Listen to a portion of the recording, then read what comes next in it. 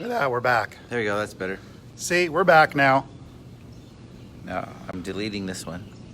All right. A couple of old guys trying to figure out technology. It's fun. Hey, Hi. good morning again. Hiya. We are actually in the dome, coming to you in your home. I'm Reese, this is... I'm Ian. All right. I do the things. He does the things. So we're coming today, we're hanging out with our T-Rex. We're hanging out with this guy. And I don't know, he hasn't been very talkative this morning. I don't know. Should try to wake him up. Hey, wake up. Say hi. I know. Has he had his coffee yet? Oh.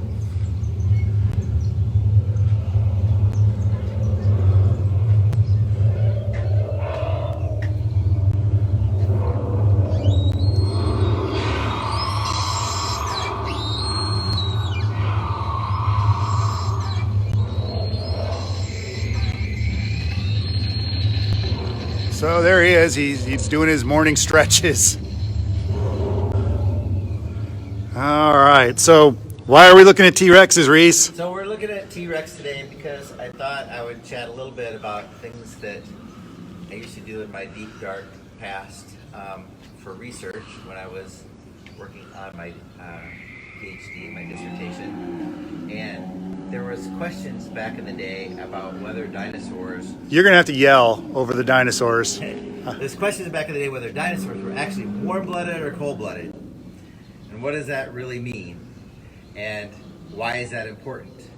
Well, we think about things that are cold-blooded today in what we like to call, in scientific terms, we say ectothermic, which means their body temperatures basically vary with the temperature of the environment. So they can get really warm and they can get generally really cool. Warm-blooded animals, which is we like to call endothermic, it means they have heat generation, are things like mammals and birds. And we, as mammals, generally keep a pretty constant body temperature. And our body temperature is pretty high. It's like 98.6. And that means we have to, there's some implications for being a warm-blooded animal. One is that you got to eat a lot because you got to keep your metabolism going.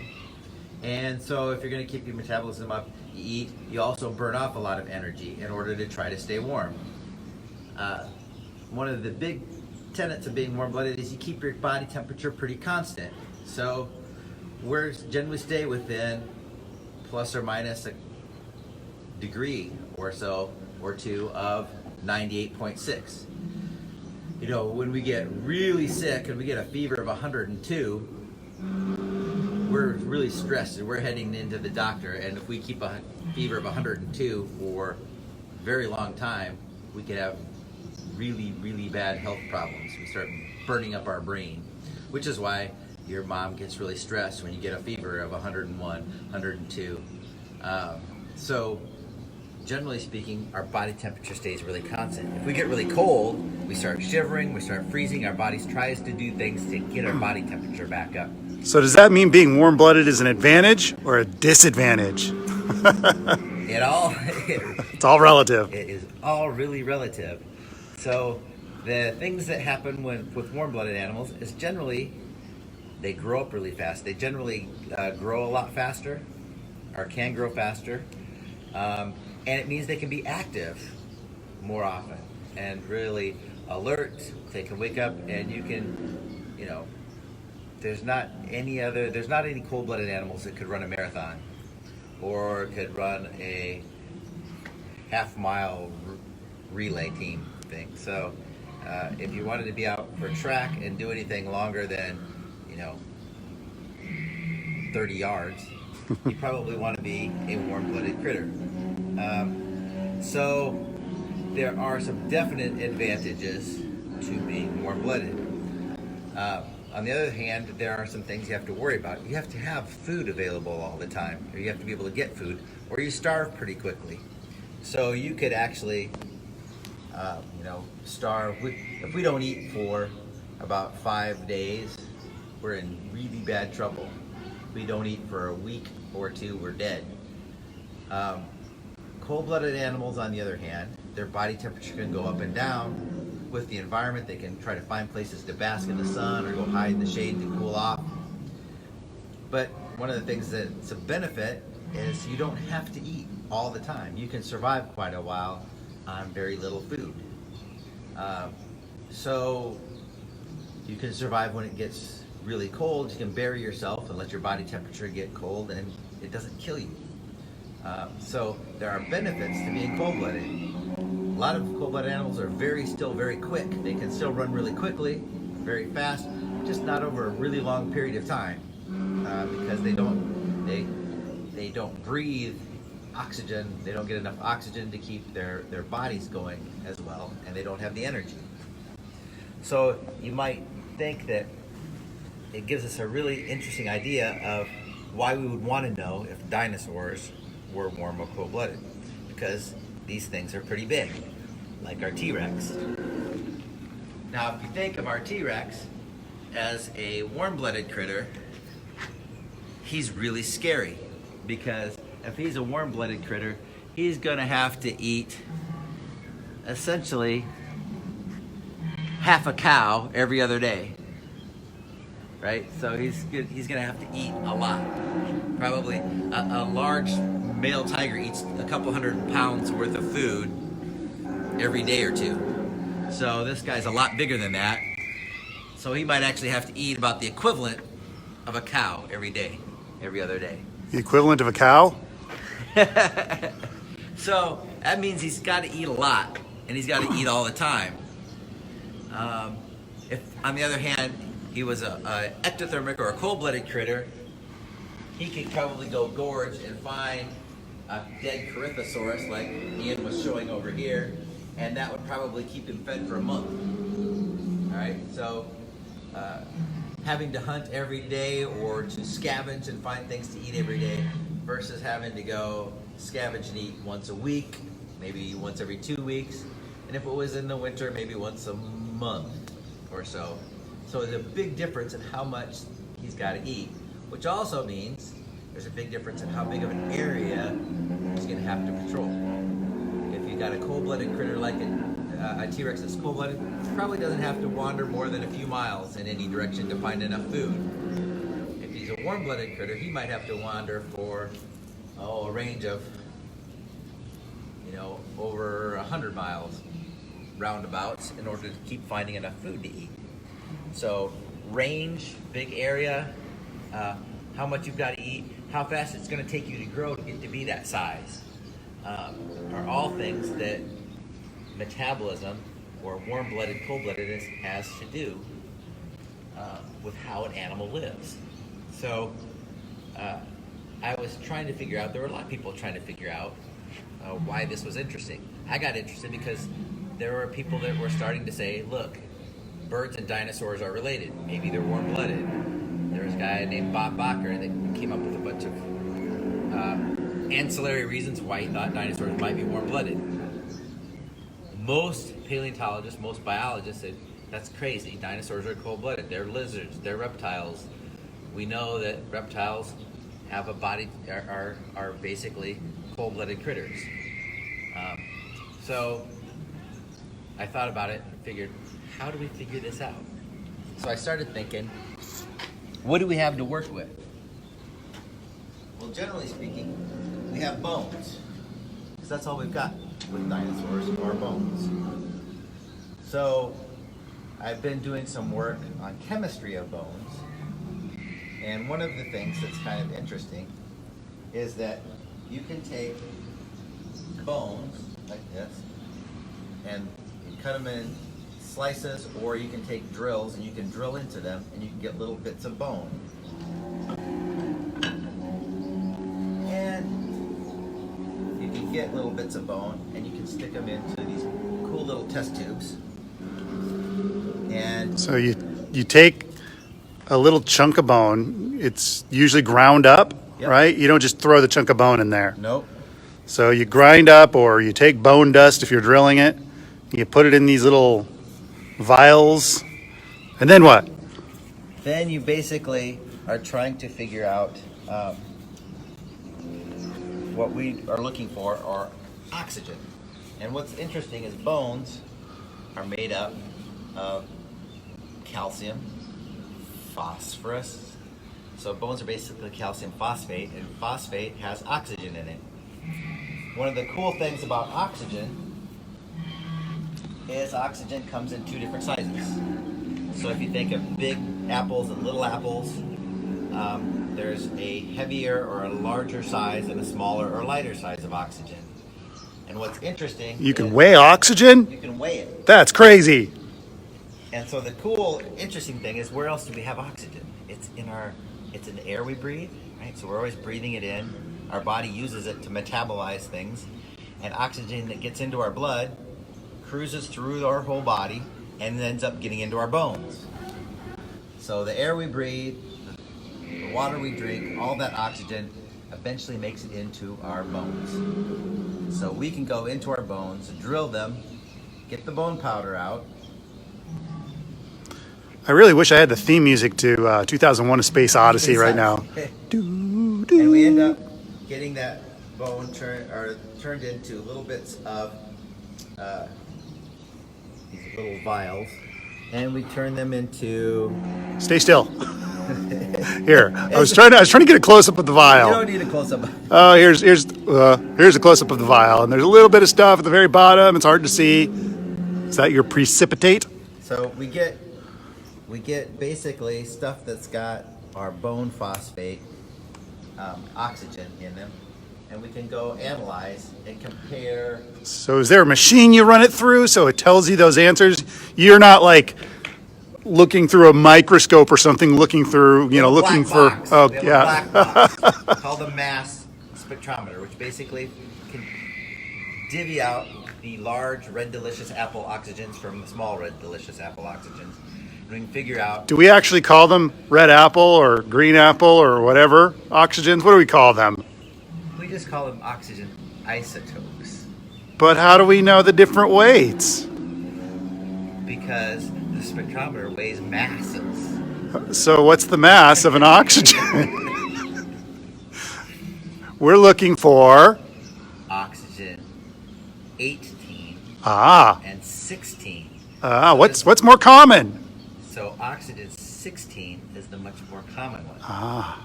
So we have much more of these small red delicious apples. I'm giving Reese a hard time because he taught me how to do stable isotopes. So this is a very rare opportunity for me behind the camera to put him on the spot. So he spent many years putting me on the spot. Exactly. So the thing now is we can take and we can find each one of these little vials may represent a bone sample from any part of a bone. The top of a bone, the bottom of the bone, the center of the bone, and we can take samples all the way across a bone. So one from here, here, here, and one from the center of it. So does sampling different parts of the body matter? So it does. So one of the things that we mentioned is that we walk over here.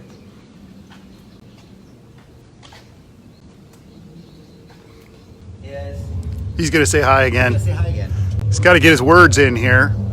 Hi, Rexy. How you doing? Boy, I haven't heard you talk in weeks. Yeah, this is great. You're kind of chatty today. He's been awfully lonely without people coming through. So if you look at... Now speak loud because other dinosaurs are getting their licks in too. So if we look at us and we think that we're warm-blooded and we keep a constant body temperature. So Reese is warm-blooded. We don't know about Rex. But the scoop is, you know that if you go out in the wintertime, your fingers get awfully cold. That's why we've got to wear mittens and gloves. Your toes, you can freeze your toes off if you go out and you don't wear enough thick socks, right? So we have parts of our body that there's not a lot of flesh. We're pretty thin. And when it gets cold out, our body says, what's the important parts to keep warm? Our body core, our brain, and our guts, where we have all of our digestion going on, our heart. This is the part of the body which I call the core body, This has to keep a constant body temperature. The extremities can get colder. Our fingers can get cold, our toes can get cold in order to keep our body core at a constant temperature. That's kind of an important thing. So what we can do is by sampling different bones in our skeleton or in a dinosaur skeleton, we can look and see how's the body temperature changing in a leg, toe bone, or up in the ribs, Way up in the core. and the vertebra. Hey, what could you tell from sampling a head? You're getting ahead of yourself. Oh, okay. I'm just curious. So It seems like I can't come up with something. I was going to say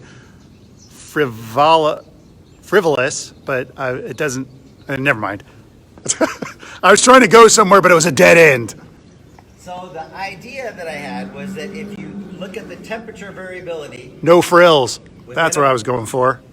but there are frills. I did a frill one. I know. That's what I was trying to get you to go to, but I forgot what I was saying.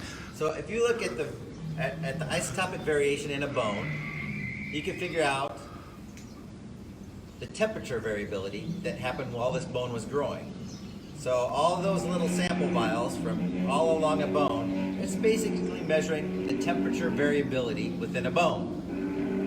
And we can look at the temperature variability of a bone up in the body core, the ribs, or the vertebra, or the temperature variability in a leg, upper leg, Or lower a tail, leg, or toes, or all the way out a long tail. And so we're looking for variation in temperature because if an animal can keep its body temperature, its core body temperature, within about plus or minus 2 degrees. So let's say for humans, that would be like keeping our body temperature between 97 and 101 degrees. So yeah, if we go too high one way, If we go too high one way or the other way, we have heat stroke. we'll have heat stroke or we'll freeze. Right, we go the other way, we go into hypothermia and Right. go to sleep and not wake up. Whereas cold-blooded critters can go over a range of maybe 8 or 10 degrees. Gosh, that's a really crazy question. Which one has more benefits? Like we always, we're mammals, so we tend to be mammal-centric and say, wow, mammals are warm-blooded and therefore more versatile. But really, if you can withstand a lot of variation in cold temperatures and, let's say you can handle 2 degrees, what if you can handle 5 degrees either way? Wow, that seems pretty beneficial. So wonder which one has more benefits. It's a question for the ages. It is a very good question. But first I want to figure out which one, how did these guys live? How did they live? I mean, they went extinct. They couldn't have lived that well, right? No, we got birds around. They're still alive. Oh, you're right. Birds are still around. So I was just being a goof. I actually know that dinosaurs are very successful animals. We're talking about a span of existence of 160 million years. How long have people been around? I mean, I would dare say that people are sort of the apex organism on the planet right now, maybe. Hominids. Hominids. Less than a million. Maybe 2 million at most. Our species of human. Our Certainly. Species. We're talking more around 100,000 years. So Much less. compared to 160 million years, that's not much. So Much at all. this represents sort of the last final sentence in the last chapter of the book of the Mesozoic. Wow, that was poetic.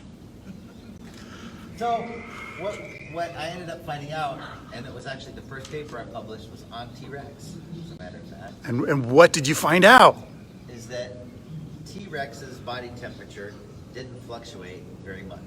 Wow. It had a very constant body temperature. So that means this guy was eating a lot constantly. So that meant that this guy he was much hungrier all the time than we used to give him credit for. And if he's warm-blooded, that means he's far more active than we would give them credit for? So many was active all the time. He didn't have to shut down during parts of the day when it was too cold or too warm. He was able to wander around. He had to eat a lot. He wandered large territories, and he would have grown up pretty fast. So, not to totally out how old you are, but when were you doing this research? What year would this have been? This would have been published in like 1994. 1994. A long time ago. So I was learning how to make espresso back then in Washington. I was being a cool dude. I might have had half a thought in the back of my head that I might want to be a paleontologist someday.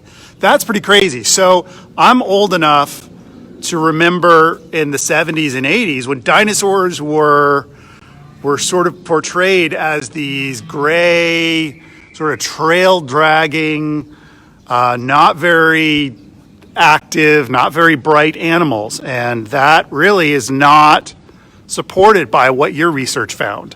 That's right. So one of the things that was interesting is that, and the other thing is T-Rex is really big. And there were some suggestions from a lot of people that, hey, when animals get to be really big, they don't lose heat very fast because, there's so much mass around. Right. So you get so big that you sort of generate your own body size just out of being so big, right? So or your own body heat. Maybe their body temperature really didn't change much because they were big. And He is so talkative. He's like, I love you guys. But maybe it had nothing to do with being warm-blooded, but maybe it just had to do with being angry. He's not angry. He's happy. Those are happy growls and chomps. So one of the questions then that brought up was, what is this implication of size? And so one of the things I said was, well, sure, T-Rex is big, but not all dinosaurs are big. Plus, what? Not all dinosaurs are big? I thought dinosaur meant big animal. Two things about that. One, dinosaurs aren't all big.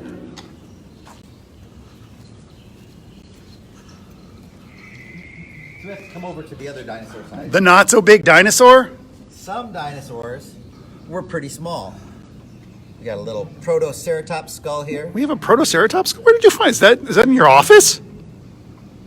And we have a little Orodromius skull. Oh, I like Orodromius. Look at him. Say hi. Hi. Oh.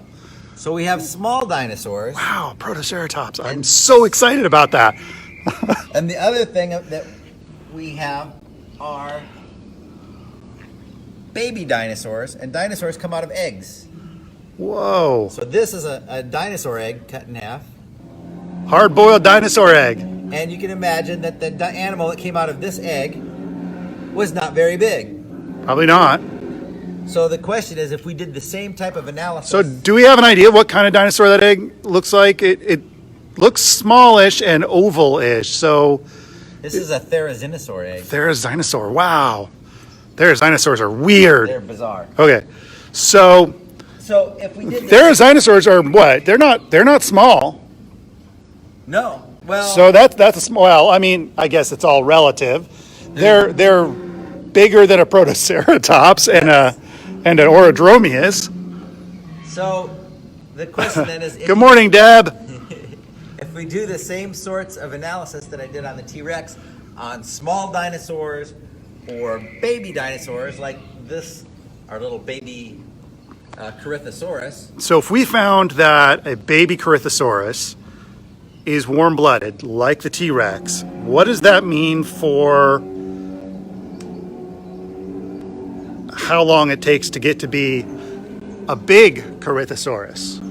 It means that we're talking, instead of something that has to come from here to there, maybe taking 40 or 50 years, it might only take 8 to 15 years. And that gets into some bone histology, which we'll cover at some other point. With a bone histology expert, hopefully. Exactly. So I did analyses on some small dinosaurs like this and found out, guess what? They were also had a constant body temperature. So the idea is that dinosaurs really had a higher metabolic rate. They kept their body temperatures much more constant than cold-blooded animals like But wait, alligators or things like that. I was just setting up the argument that maybe being a less warm-blooded animal might be more advantageous because you can handle a greater change in temperature, like say something like a mosasaur. But these guys don't seem to have that happening. They're a lot more like us. So what do they do if they get too warm? How do they deal with that? Well, they basically have to do a couple things. One, they can go look for some shade or someplace cooler. And the other thing is they send a lot of blood, say, out their tail or down their limbs to try to radiate the heat. So they take all of their... Back to our no frills approach. So Was there a dinosaur in particular that you looked at? I did look at Triceratops. Hey, I know where a Triceratops is. There's one way over here. You have a Triceratops? Look, it's a Triceratops. So that's a Triceratops for reference. And if you look really closely, Reese is just on the other side of his head there checking things out. Yep. See?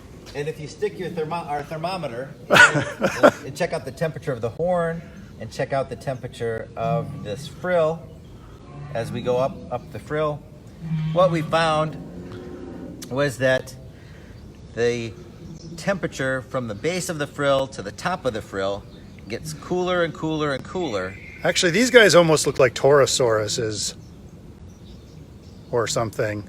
Almost. We're not going to open that can of worms. We're not going to open that.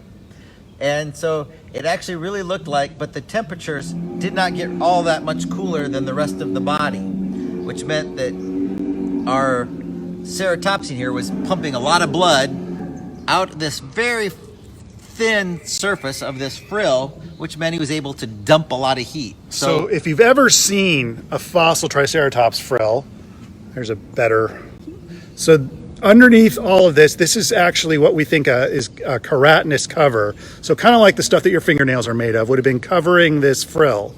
And beneath that were lots and lots and lots of blood vessels running through there.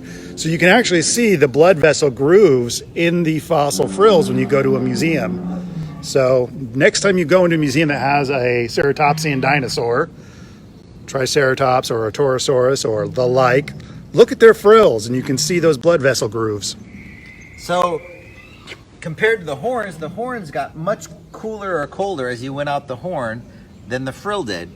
So these guys were really pumping a lot of blood up their frills to basically shed a lot of heat. So do you think these frills, if it was a cooler day, would also help kind of do the opposite, where it might help take in heat and run? These guys are so big, I doubt that they spend much time taking in heat. I think they probably let their frills cool off more and then just use them to... Very cool. Dynamic, you might say. Warm. That's awesome. So anyway, the cool thing is that dinosaurs had a higher metabolism and kept a constant body temperature. And that makes it an interesting world. That meant that these guys didn't get so cold that one thing is if you're too cold-blooded, you're easy prey for other things to come walk up and eat you because you don't pop up and run off very quickly. So it was generally a warm world. The climate was much warmer, and all the dinosaurs were actually very active. So they could be active all year round. And I think to myself, what a wonderful warm world. That didn't work well. I should stop singing. Why do I keep singing? You sing a lot. I do. Something in the coffee here. I think we need to get you voice lessons. Because with all of my spare time, I'm learning to play ukulele. Maybe someday I'll sing for you in accompaniment with a ukulele. Well, yeah, see, there's a difference between. I'll sing Blue Hawaii. There's Tim, who did not have such a great voice with his ukulele. No. On the other hand, the guy's name that sang. What was this? Izzy, something Hawaiian. Sang Over the Rainbow. Over the Rainbow. He was great. He had a great voice. Yes, well. You need to work on that. I was kind of going for Elvis and Blue Hawaii. On his ukulele. What? We're getting all sorts of comments now. I don't know. It's just the way I was wired, Deb. There's no explanation. So You were born this way. I was. That's another song. Yeah. That you should probably sing. Born This Way, accompanied by ukulele. Sure. Lady Gaga would love a little ukulele. I'm sure she would dig it. So I was going to ask a really intelligent question there too. So let me try to rewind. So you said earlier that warm-bloodedness may mean that an organism that is warm-blooded might have a greater area in which it hunts, right? Or which it's looking for food. What does that mean for things like migration? exactly. So things like our all of these guys, they're pretty large, and so they're verging on elephant size.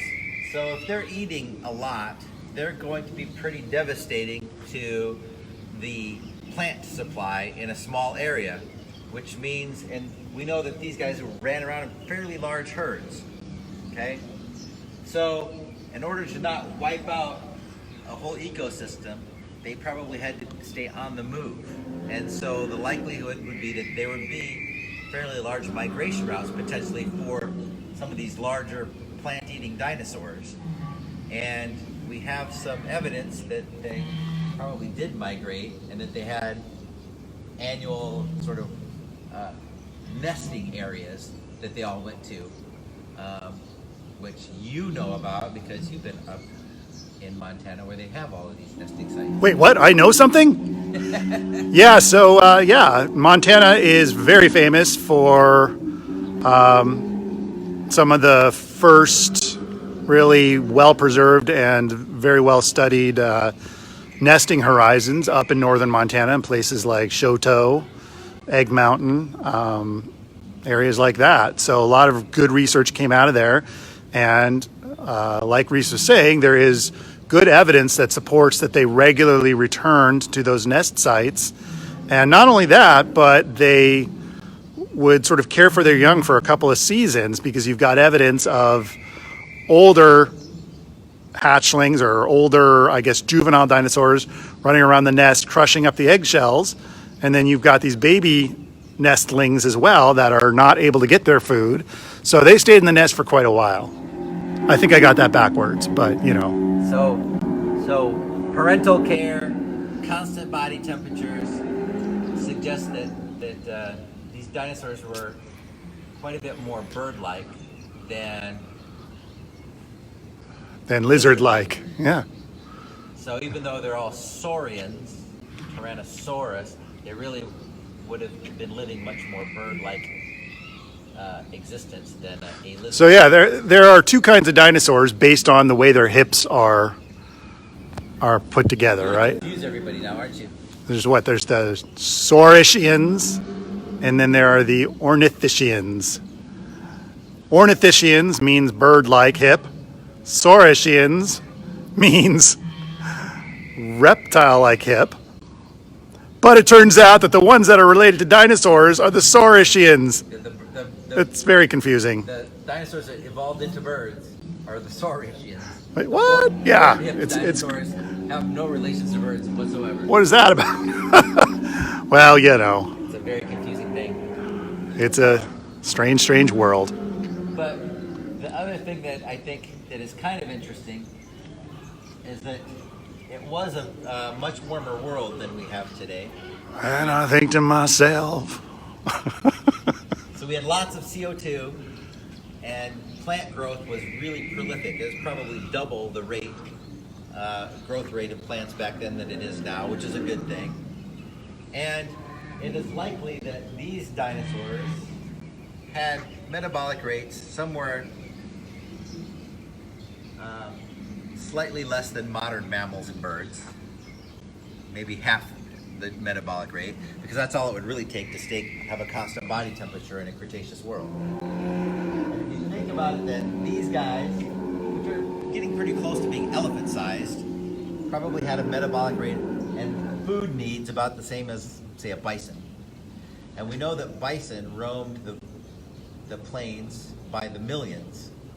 And we have evidence that a lot of these types of dinosaurs roam. Yeah, these are a pretty common variety of dinosaur. And they roamed probably in the tens of thousands.